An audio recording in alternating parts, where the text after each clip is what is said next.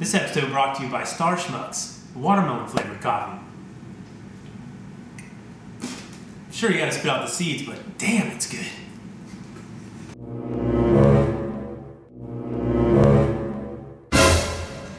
Welcome to another episode of the Produce Picker Podcast. I'm your host, Ray, the Produce Picker. And on today's episode, we're doing the coup de grace of fruit picking technique, the big kahuna, the grand poobah, the numero uno. Can you guess what it is? Something you've probably been waiting for a long time. That's right!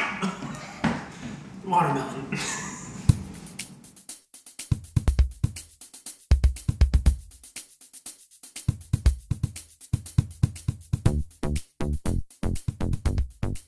I refer to the watermelon as the holy grail of fruit selecting technique, probably because it's the hardest item in the produce department to pick out. It's also probably the #1 item that people ask me to help them with.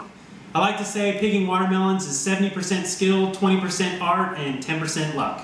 So let's take a look at the skills you're going to need to pick out that perfect watermelon in your produce department. Let's start by looking at the overall shape of the watermelon. Whether it's oval or round, it doesn't matter, as long as it's the same shape all the way around the melon. You don't want any flat spots on any of the sides. The skin should also be a dull green color, nice and green all around, not shiny. That could mean that it's not completely ripe yet.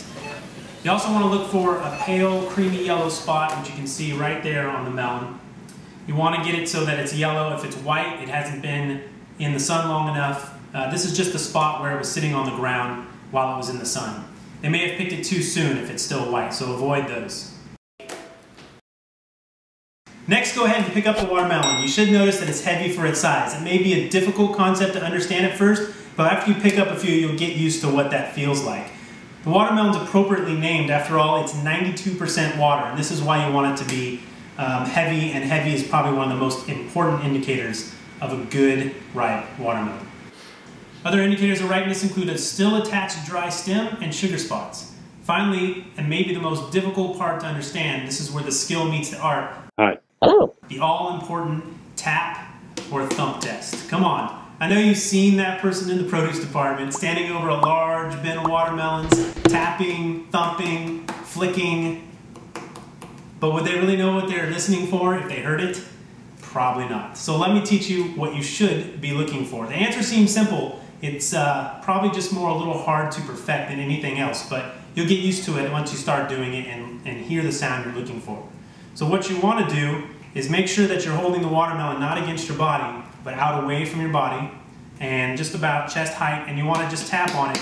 And I like to tell people it's kind of like a bongo player playing the bongo drum. That's exactly the kind of sound you're looking for. So you can use that technique. I like to use an open hand, and you may be able to hear this one.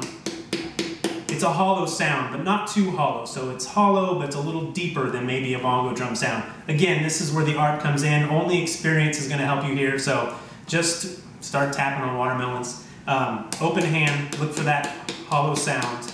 And that's yet another indicator that you might have a perfect watermelon, a nice ripe watermelon. Well, we covered the skills and the art. I guess all that's left is to cross your fingers and hope for a little bit of luck. Because even with all my experience of picking out watermelons, I still say you have to get a little lucky. Remember, we talked about 10% luck. So don't get discouraged if things don't go right every time. Put as many of these tips together as possible in each melon you choose, and you should have a pretty high rate of success. Remember, you want to make sure that it's symmetrical in shape, it's heavy for its size, and it has a sound that's close to a bongo drum when tapped.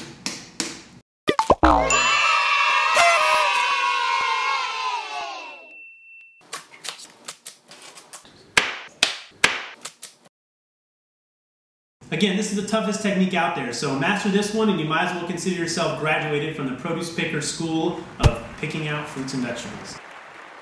You've been watching another episode of the Produce Picker Podcast. Go to facebook.com/Produce Picker Podcast and become a friend of the show.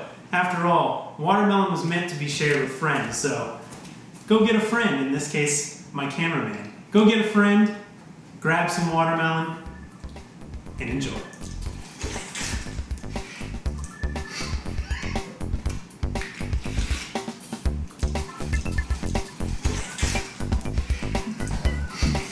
That's juicy.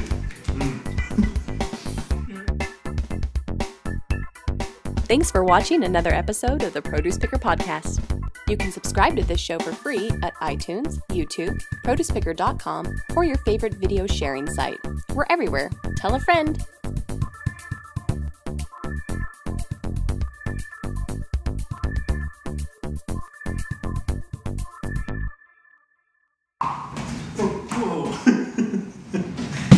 out the whole joint.